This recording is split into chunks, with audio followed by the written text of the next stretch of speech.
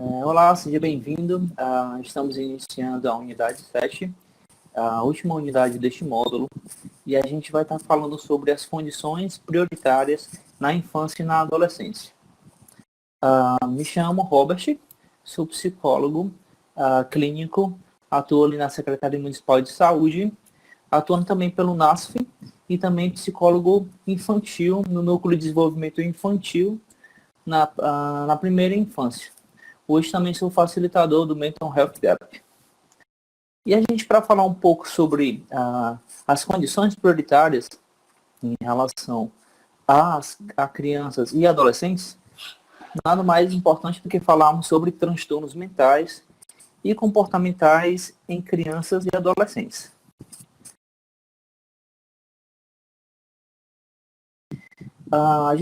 Nosso conteúdo vai ressaltar um pouco sobre a introdução, a epidemiologia, estigma, considerações especiais sobre o desenvolvimento e alguns marcos do desenvolvimento.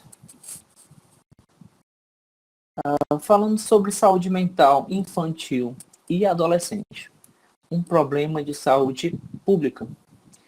Se levarmos em conta sobre os dados que a OMS, a Organização Mundial de Saúde, fez sobre o levantamento de transtornos mentais na infância e na adolescência, esses dados apontam que 10 a 20% das crianças e adolescentes em todo o mundo têm algum problema de saúde mental.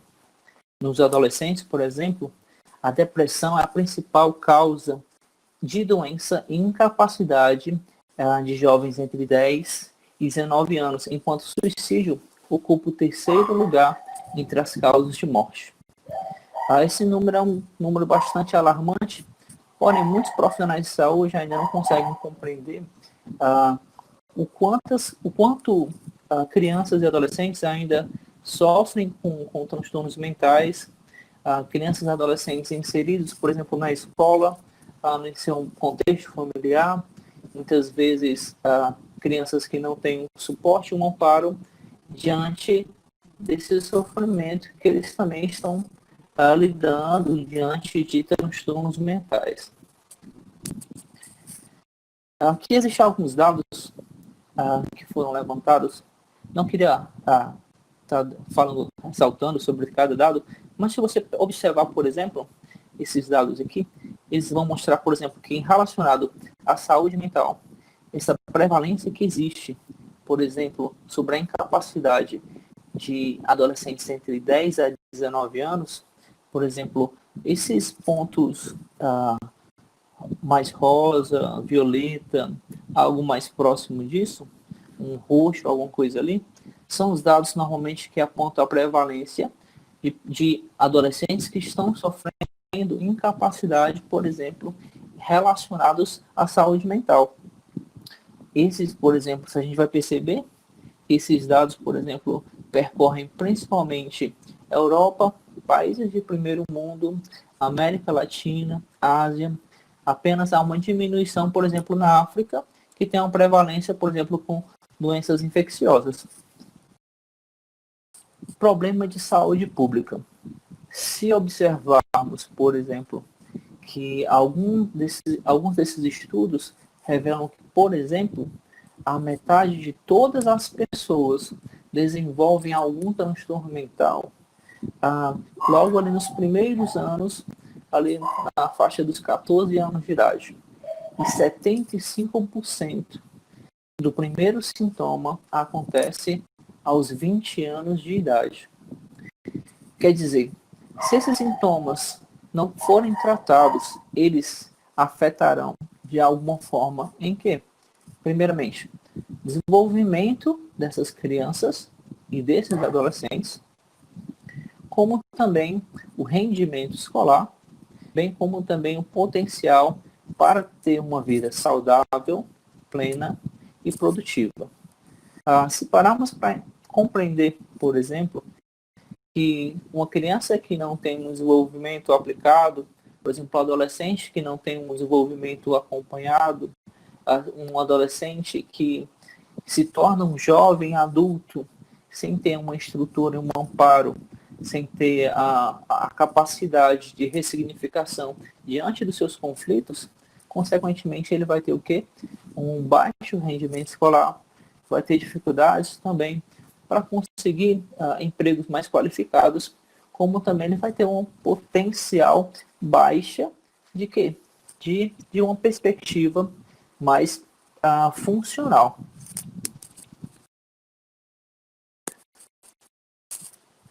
Por que então estarmos nesse projeto, nessa proposta?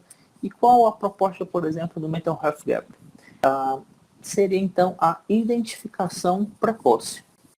A identificação e o tratamento precoces podem literalmente mudar o curso da vida inteira de uma pessoa. O desenvolvimento saudável da primeira infância influencia fortemente o bem-estar, a obesidade ou a desnutrição, a saúde mental, doenças cardíacas, competência em letramento e numeramento, também como também na criminalidade e participação econômica ao longo da vida. Se conseguirmos de alguma forma termos uma capacidade de identificarmos esses problemas, se temos uma capacidade de identificarmos esses transtornos que acontecem nas crianças e também nos adolescentes, seríamos capazes, por exemplo, de mudar toda uma rota de uma criança, toda uma rota de uma vida, fazendo com que essa mesma vida possa ter um caminho completamente diferente do que ele poderia ter e das consequências que esses transtornos ou que esses sofrimentos poderiam ocasionar tanto a ele como também a família dele. Se não conseguirmos identificarmos esses transtornos, o que pode ocasionar em crianças e adolescentes seriam justamente isso: o estigma e a discriminação. Crianças e adolescentes com transtornos mentais e comportamentais, eles enfrentam grandes desafios, bem como o estigma, o isolamento e a discriminação. Eles não têm acesso a cuidados de saúde e estabelecimentos educacionais. Uma das coisas que mais geram esse isolamento de crianças que têm algum transtorno mental seria justamente isso: a discriminação, a cultura, aquilo que foi entendido da anormalidade, aquilo que é compreendido do diferente. Então, de alguma forma, essas crianças inseridas nesse contexto daquilo que seria normal, de alguma forma eles se sentem diferenciados, então adotam, por exemplo, comportamentos de isolamento. Alguns, por exemplo, acabam sofrendo discriminação, não só na escola, no ambiente escolar, mas também entre os amigos, bem como também muitas vezes no próprio ambiente familiar. Então, existem, por exemplo, equipamentos que deveriam ter esse cuidado e esse amparo para crianças que sofrem com isso. Então, por exemplo, existem estabelecimentos educativos que, por exemplo, não possuem, por exemplo, nenhum psicólogo, psicopedagogo, ou, por exemplo, existem unidades de saúde que não têm, por exemplo, nenhum conhecimento sobre alguns transtornos infantis.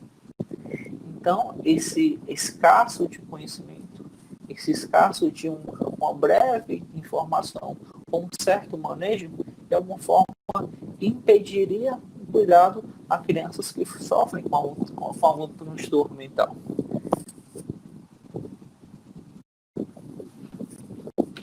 Então, a gente vai ressaltar aqui um pouco quais as formas de estigma e discriminação e algum abuso que esses adolescentes e essas crianças podem sofrer. Por exemplo, eles podem sofrer bullying de irmãos e outras pessoas. Eles podem ser excluídos da escola. É muito comum, por exemplo, algumas crianças que sofrem com transtornos de conduta ou déficit de atenção e hiperatividade, normalmente são crianças que não são compreendidas. Normalmente seria mais fácil, por exemplo, remover para uma outra escola. para essa criança é difícil. Existe também, por exemplo, de alguma forma eles podem ser levados, podem deixar de ser levados à vacinação. Muitas vezes, por essa inquietude, podem deixar de ter os cuidados essenciais de saúde. Eles podem, algumas vezes, serem amarrados, abandonados ou deixados sozinhos em casa. Eles podem receber menos comida, por exemplo, rejeitados em famílias mais pobres. Eles podem estar sujeitos a formas prejudiciais de curas tradicionais. Por exemplo, afastar espíritos opressores. Muito comum, por exemplo, em crianças que sofrem com epilepsia, por exemplo. Existem também, em alguns casos, que crianças que sofrem agressão por parte dos pais, que de alguma forma são frustrados, se sentem frustrados porque os seus filhos não são como eles gostariam que fossem. Existe um impacto social também envolvido nesse estigma, na discriminação. Por exemplo, uma das consequências e uma das formas de impacto que podem afetar essas crianças seria justamente o quê? A baixa do desempenho escolar. Um desempenho escolar abaixo daquilo que é esperado. Por exemplo, uma participação reduzida na comunidade. Capacidade prejudicada de viver de forma independente. Põe, por exemplo, em xeque toda a autonomia dessa criança, que muitas vezes se torna um jovem, um adulto frustrado, totalmente independente. Podem ter, por exemplo, oportunidades de emprego limitadas, uma elevada carga do cuidador, tanto social como financeiramente e emocionalmente. Porque, de alguma forma, os cuidadores também, quando há cuidadores, por exemplo, eles acabam sofrendo também, tem uma carga muito elevada, muitas vezes são apenas um cuidador, tendo que ter toda a responsabilidade direta, por exemplo, sobre um filho que sofre, por exemplo, com autismo. Mães ou famílias também podem ser estigmatizadas e isoladas. Então, isso é um pouco do impacto que pode ocasionar em relação ao estigma. Uma das coisas que crianças e adolescentes sofrem em todo o contexto em que eles estão inseridos, tanto na escola, como na família, como na própria comunidade. Quais os desafios você enfrenta ao avaliar e manejar transtornos mentais e comportamentais em crianças e adolescentes? Por exemplo, essa pergunta eu faço para você profissional. E, por exemplo, se existe alguma dificuldade, se existe, por exemplo, algum impedimento, algo, por exemplo, que seja difícil identificar e avaliar algum transtorno mental relacionado a esse público, a crianças e adolescentes. Por exemplo, a cuidador e adolescente, uma das principais dificuldades que existem é o quê? A recusa deles falarem sobre saúde mental. Existe, por exemplo, o cuidador e o adolescente tendo também expectativas irreais sobre os resultados do manejo. Às vezes acreditam, por serem taxados como muitas vezes estranhos, eles precisariam ser internados, serem afastados. Cuidadores apresentam problemas de saúde, muitas vezes, mental ou abuso de substâncias. Uma das coisas que seriam necessários para que todo profissional pudesse entender o contexto, sendo necessário que conhecer se os pais, se os cuidadores, de alguma forma, têm o uso abusivo de substâncias ou se sofrem algum também transtorno mental. É importante. Existem, no caso, também crianças e adolescentes sendo negligenciadas e abusadas. Muitas vezes abusadas também sexualmente. Uma das coisas que nós precisamos como profissionais também identificar para que de alguma forma possamos intervir também dentro desses situações que crianças e adolescentes podem estar enfrentando. Cuidadores de seus filhos são vítimas de estigma e isolamento.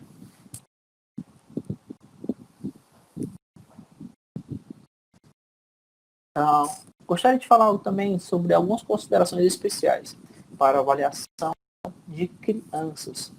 Por exemplo, as expectativas sobre o que é normal variam de acordo com o estágio também de desenvolvimento dessas crianças. Por exemplo, sintomas de transtornos podem variar de acordo com a idade e o estágio do desenvolvimento dessa criança. A capacidade de compreender o problema e participar na tomada de decisão para o tratamento evolui com a idade. Será necessário adaptar a sua linguagem ao estágio de desenvolvimento.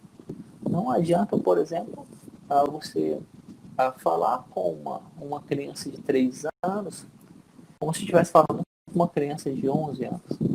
Então é necessário toda uma adaptação também de linguagem.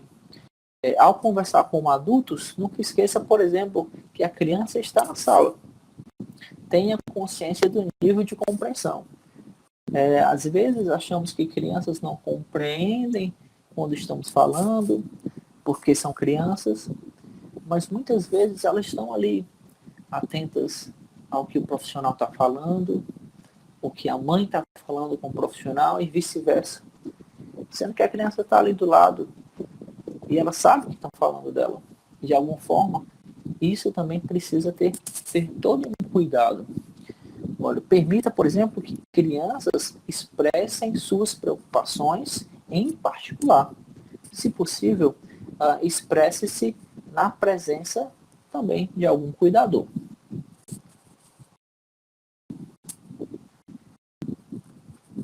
Sobre a saúde mental das crianças, está também intimamente relacionada à saúde mental do cuidador. Avalie as necessidades de saúde mental desses cuidadores. Explore os recursos disponíveis dentro da família, escola e comunidade. Esses são os principais contextos que envolvem as crianças: a família, a escola e a comunidade. Então, compreender e explorar esses recursos é de essencial importância, bem como também se comunicar com cuidadores e professores, que também, de alguma forma, precisam estar ali aliados dentro desse processo. Explore os fatores negativos que afetam a saúde mental e o bem-estar. Crianças e adolescentes são vulneráveis à violação de direitos humanos. Garanta o acesso à educação e aos cuidados de saúde apropriados. Então, ter esse cuidado de estar ligado diretamente, por exemplo, com os professores, no diálogo com os pais, por exemplo, com o agente comunitário. Tudo isso, essa linguagem, essa aproximação dos mais variados profissionais garantem o quê? Todo esse amparo e esse cuidado que essas crianças necessitam.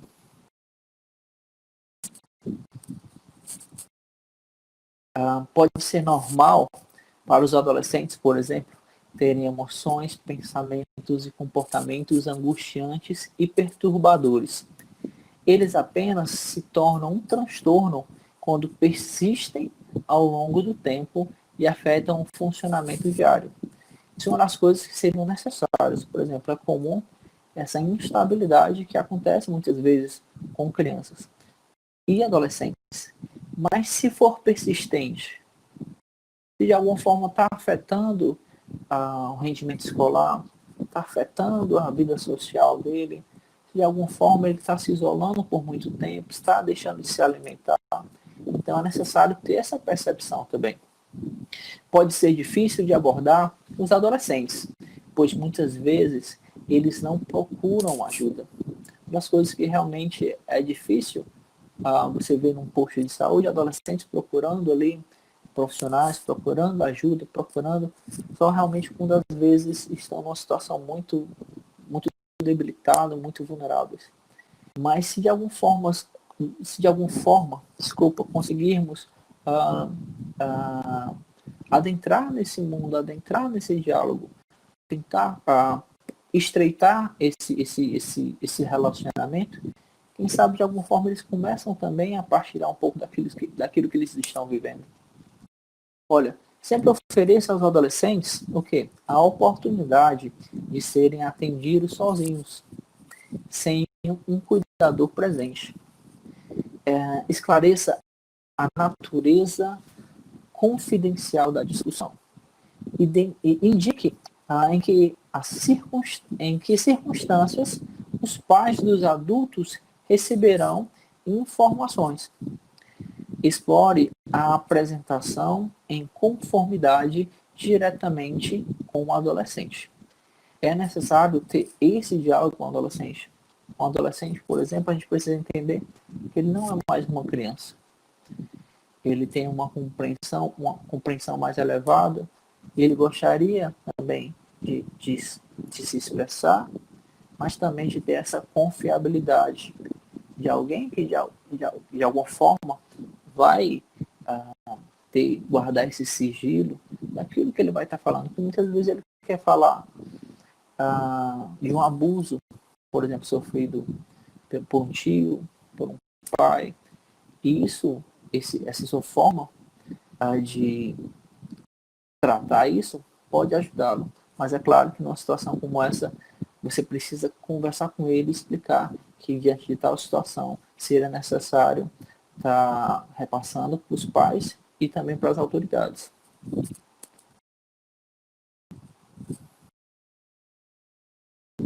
A gente vai falar um pouco também sobre o que é desenvolvimento infantil. O processo de crescimento e aquisição de novas habilidades. Ou seja, caminhar, agarrar objetos, comunicar-se, brincar, interagir com outros. Tudo isso faz parte, por exemplo, do processo de desenvolvimento infantil, que acontece principalmente ali na primeira infância. É um processo complexo, determinado pelo desenvolvimento biológico do cérebro, influenciado parcialmente pela qualidade das interações com os outros, principalmente os cuidadores. O desenvolvimento infantil não envolve apenas o crescimento, mas o que acontece com a criança nos primeiros anos, de alguma forma, é fundamental para a sua trajetória de desenvolvimento em seu ciclo de vida. Trabalho, por exemplo, no núcleo de desenvolvimento infantil, e ali nós identificamos, por exemplo, muitas áreas que normalmente alguns profissionais não conseguem ter essa sensibilidade. Mas entender, por exemplo, porque em tal momento, por exemplo, uma criança de 3 anos, por que ela não está falando? Por que ela está tendo dificuldade, por exemplo, de se expressar, de ter um processo psicomotor mais atuante? Então, é necessário também perceber esse processo no desenvolvimento infantil. Diferentes domínios acontecem no desenvolvimento infantil. Exemplos. Existe, por exemplo, 4 tipos de domínios que a gente vai estar ressaltando. Primeiro, as competências motoras, que estão relacionadas ao movimento. Por exemplo, o ato de sentar, de andar, de pular, pegar objetos, usar uma colher, desenhar. Tudo isso faz parte das competências motoras. Também como também a comunicação e a fala. O balbuciar, o dizer bababá, dizer outras palavras, balbúcio, apontar, usar palavras. E também a competência da interação social. Sorrir, dar tchau, revezar-se nos braços uns dos outros. Então, uma criança que faz isso, por exemplo, ela aumenta, reforça a capacidade de ter uma habilidade de interações sociais. Bem como também nos processos cognitivos que acontecem, por exemplo, no brincar e no aprender, na resolução de problemas, no explorar do ambiente, raciocínio, na utilização de fazer contas, conhecer números, conhecer as letras, o alfabeto. Tudo isso faz parte também no processo desse ciclo chamado desenvolvimento infantil.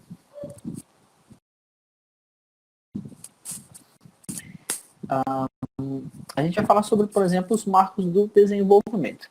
A gente vai estar ressaltando aqui, depois você pode conhecer, explorar mais a fundo no PDF também disponível também na plataforma.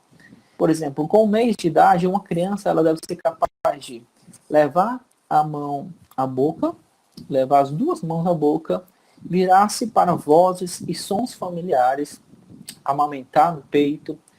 Por exemplo, com 6 meses de idade, a criança deve ser capaz de alcançar objetos pendentes, sentar-se com apoio, sorrir. Com 12 meses de idade, uma criança também, com 1 ano, ela já deve, por exemplo, rastejar com as mãos ali, com os joelhos, no caso, engatinhar, né? Puxar-se para tentar ficar de pé, tentar imitar palavras, sons e responder a solicitações simples. Divertir-se também de alguma forma, jogando e até também na utilização de palmas. Pegar as coisas com o polegar e com o dedo, a famosa pinça. Né? Se de alguma forma você precisa perceber se ele está conseguindo ter esse processo. Com 2 anos de idade, uma criança ela deve ser capaz de caminhar, de subir, de correr, apontar para objetos e imagens quando eles forem de alguma forma nomeados, por exemplo, nariz, olhos, cabeça, boca. Deve também rabiscar, sempre buscar ali, tentar estar riscando, desenhando, sempre com giz ou com lápis, alguma coisa ali que eles possam utilizar. Imitar também o comportamento dos outros. É muito comum a questão do reflexo. Fazer frases de 2 ou 3 palavras. Aprender a defecar no lugar apropriado. Por exemplo, nos 18 meses. Com 3 anos de idade, uma criança deve ser capaz de andar, correr, subir, chutar e pular com facilidade. Dizer, por exemplo, o seu próprio nome e também a sua idade. Usar objetos de mentirinha, por exemplo, em alguns jogos lúdicos ali que haja necessidade, por exemplo, de histórias, contar histórias, compreensão de histórias, que abrangem muito mais do que os seus próprios brinquedos. E também a capacidade de alimentar-se sozinho. Com 5 anos de idade, uma criança ela precisa, por exemplo, falar em frases e usar muitas palavras diferentes. Brincar com outras crianças, ter essa habilidade de socialização. Vestir-se também de alguma forma sem ajuda. Responder a algumas perguntas mais simples e contar de 5 a 10 objetos. Então, nós precisamos identificar, a partir desses marcos, a partir de algumas informações, o mínimo possível para que, de alguma forma, possamos intervir e ajudar essas crianças a participarem de um bom desenvolvimento. Por quê? Porque se houver uma intervenção e uma estimulação no tempo devido, seremos capazes, por exemplo, de mudar toda a trajetória de uma criança que não tem, por exemplo, nenhum apoio, não tem nenhum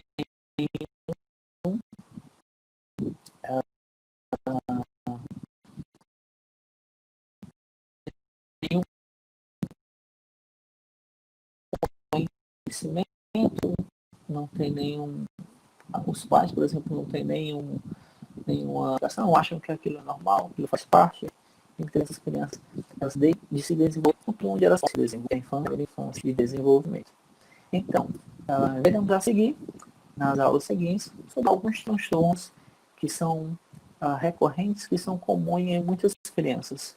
Veremos também um pouco sobre o manual do Mental Health Gap, e você vai também abordar um pouco sobre a utilização do manejo, de como é possível fazer essa avaliação e como também podemos dar um seguimento diante de alguns transtornos. Ok?